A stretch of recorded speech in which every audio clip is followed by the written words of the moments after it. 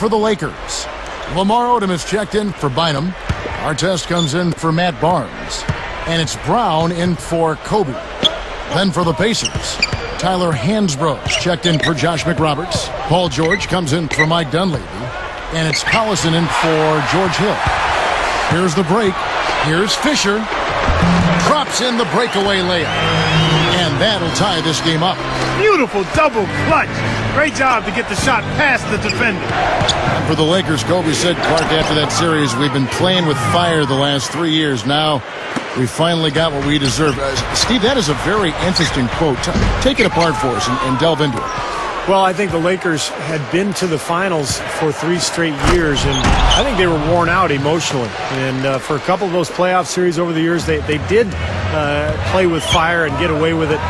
Not last year. Dallas just destroyed them, and I think the Lakers just looked tired, both physically and mentally. Here's Collison, looking for his first bucket of the game. He kicks it to George.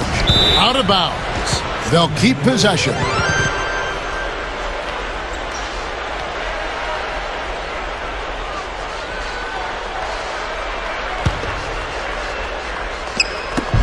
There's 42 seconds left to play here in the half.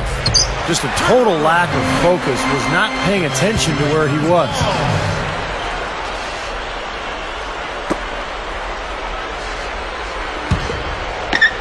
The Lakers trail. A quick shot. And there's Lamar Odom on the assist from Derek Fisher.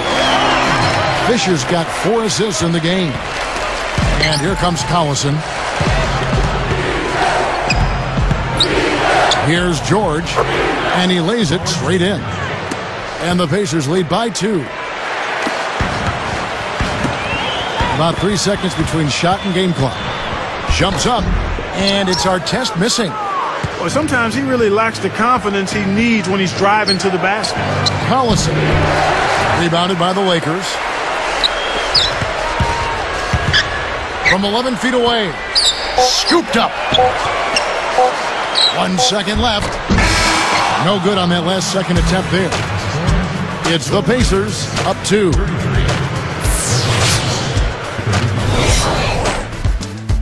It's Saturday. Everyone's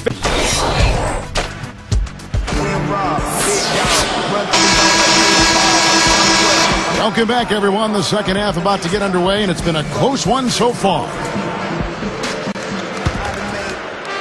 Here's Collison. Still looking to get on the scoreboard. Fisher and Kobe man the backcourt.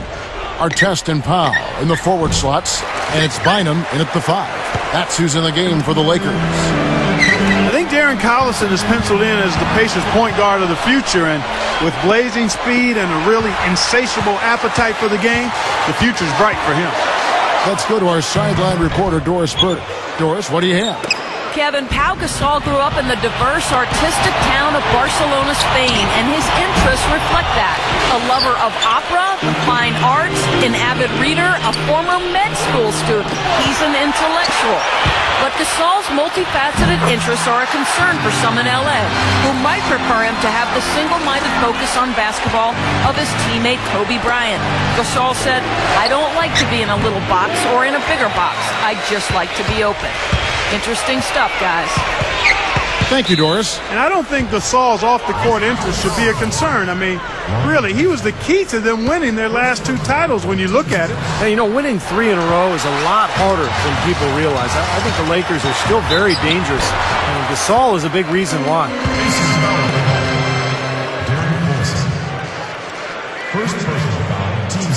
Well, Darren Collison's shooting percentages fell back to earth a bit last season following his scintillating rookie season. But, Steve, he's still plenty dangerous offensively. Well, he's so quick, and, you know, he can get around his defender at will, and he's added that jump shot. He's gotten much better with that shot. So, Darren Collison, a guy who can beat you in a lot of different ways. Kobe Bryant now in his 16th season in what has been one of the great careers in NBA history. He's battling age now, but still a very, very productive player. Man, he continues to rack up the numbers. Guys, I tell you what, this is his... And he puts it down with authority. Spite slam Cam for another angle.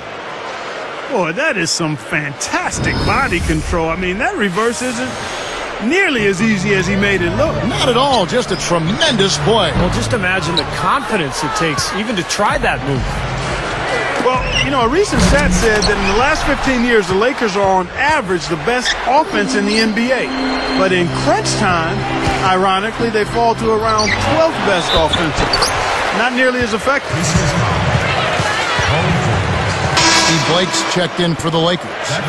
And the Pacers making a change here as well. Jeff Foster's checked in for Roy Hibbert.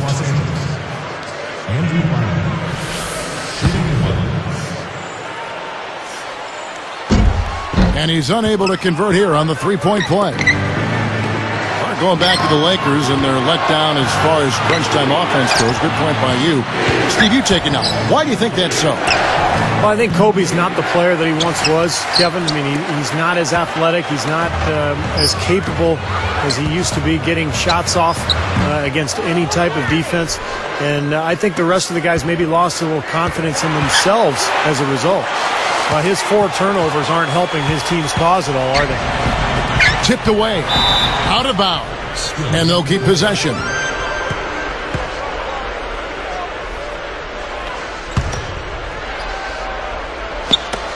Here's Granger. 10 points for him. Over our test. A nice shot by Granger. Granger's got 4 points now in the quarter. You know, Kevin, it turned out that Mike Brown was the man for the Lakers job, and he inherits an interesting team here in L.A. I mean, a lot of potential, but coming off a disappointing end to last season. The quick look, no good that time. Boy, that was way behind the line. Now, he can make that at times. He certainly is one of the guys that can actually do it from there. That's a bad shot. He's not a good three-point shooter anyway, and that was just too deep. I'm with you on that, Steve. Which one of us should break it to him? Getting back to Brown for just a second. Clark, you're just talking about him. You know, Steve, he has big shoes to fill. Anytime you're trying to replace a legend like Phil Jackson, there's a lot in front of you there. Yeah, it's one of the highest profile coaching positions in any sport in the world. But Mike Brown will be prepared. I mean, he had to deal with the circus around LeBron James in Cleveland over those years and did a nice job there. So I think Mike Brown is the right guy for the job. Lamar Odom, he's checked in for Pau Gasol. And a change for the Pacers. Rush is checked in. Tips it back in. 8 points for Bynum. Come on now. I don't expect to have to coach effort, guys. Effort and energy. That's what it comes down to on the offensive glass. Well, that's what we saw right there, Steve. Absolutely. Well, those 2 points are going to go by the wayside if he doesn't have that willingness to get in there and mix it up. He made that play himself. 3-pointer. And the Pacers can't get it to go. That's an awful shot there. Very poor shot selection. And Andrew Bynum, a guy who has been hit with injuries throughout his career. But when he's healthy, the Lakers are so tough to beat because of the length and size that Bynum and Gasol provide for that front line. To end the run, Collison, no good. Trailing here in the game, you can look at his performance as a direct indicator of why they're losing. And last season, there were a few grumbles, Steve, after Bynum missed the first month and a half of the season. You see, Bynum had delayed surgery after the finals, so that he could go to the World Cup soccer. Well, when you're a pro basketball player, that has to be your first priority. I'm a big-time soccer fan myself, but Bynum may have made a boo-boo there. Yep. Yeah, but he was ready to go come playoff time, and, you know, that's kind of the Lakers' go-to philosophy. Just be ready when the playoffs show up. And he did play pretty well in the postseason. Now it appears an injury out on the floor, and that does not look like any fun. Boy, you hate to see this, Clark. You sure do. I mean, tough to tell how bad it is just yet.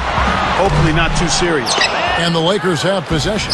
George Hill getting it to go from deep. He needs to hustle. Granger doesn't get the full court heave to fall. They keep pounding them on the glass here in this one. Just a tremendous job rebounding the ball. Well, that's half the battle. You go after it every single time.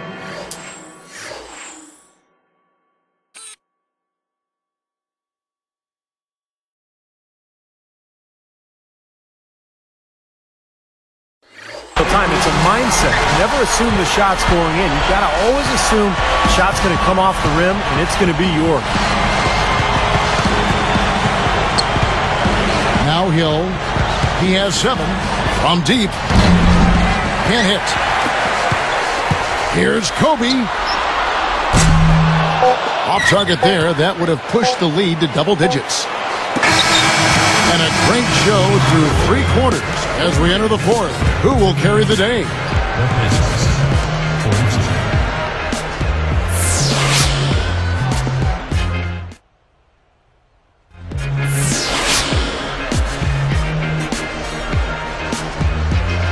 Fourth quarter getting going here. It's time for our Sprite Spark of the Game report. Let's go to Doris Burke. Hi, guys. Well, it was the stretch by the Lakers that garners the Sprite Spark today. They've made their move and put a little separation between them and their opponent with the run they're on. If they can keep up this level of play, you have to like their chances going into the 4th. Guys.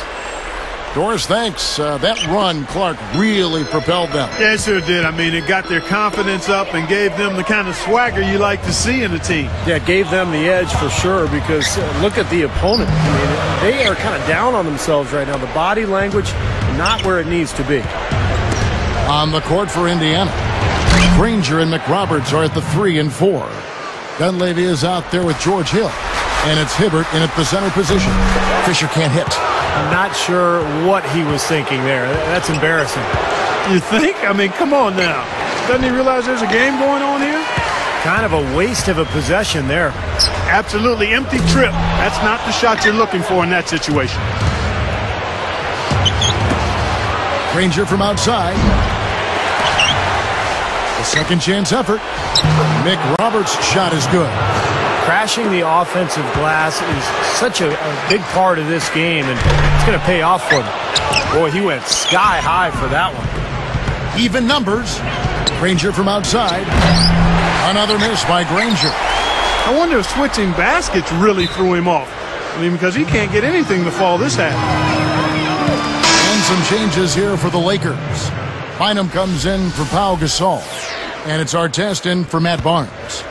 Brandon Rush, who's checked in for Indiana. The half-court bomb falls off target. Lakers leading by 4. Bynum, no good. Here is McRoberts. And here's Hill for 3. Good. 9 straight points for them off of wide-open looks from deep. Something has to change for this deep. Yeah, they're just giving up too many easy shots out there. They've got to close out harder, get a hand up, make him put it on the floor. Just a lapse in focus there because that looked to be a pretty easy pass to make.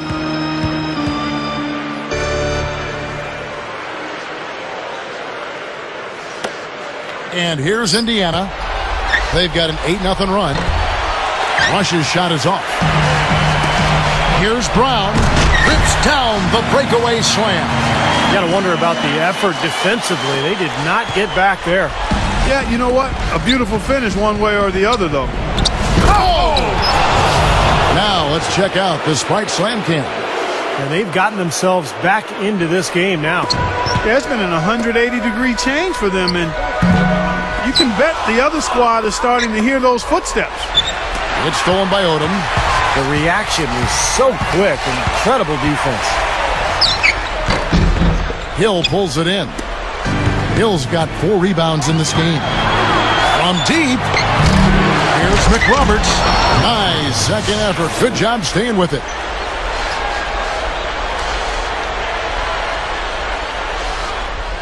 Here's Fisher. Here's Bynum. Hibbert pulls it in. And it's Indiana's ball. It's a 12-2 run here. Good pace. And unable to corral the miss, and it goes out of play. Big group substitution here for the Lakers. Pau Gasol's checked in for Odom. Barnes comes in for Ron Artest. Kobe's checked in for Shannon Brown. And Steve Blake is subbed in for Derek Fisher. The Lakers trail. Here's Kobe. Powers down the dunk. That was vicious. I mean, real vicious. He hung on the rim just to say, you realize this is my basket, don't you? That is a nice finishing touch. Yeah, just finishing with a little emphasis, guys. Nothing wrong with that. Bynum is tagged with the reach. That is his first foul of the game. Lamar Odom is checked in for the Lakers. Fisher comes in for Steve Blake. Roy Hibbert's checked in for Indiana. Hill comes in for Dante Jones. Granger for the three. It's stolen by Odom. Well, it's too bad.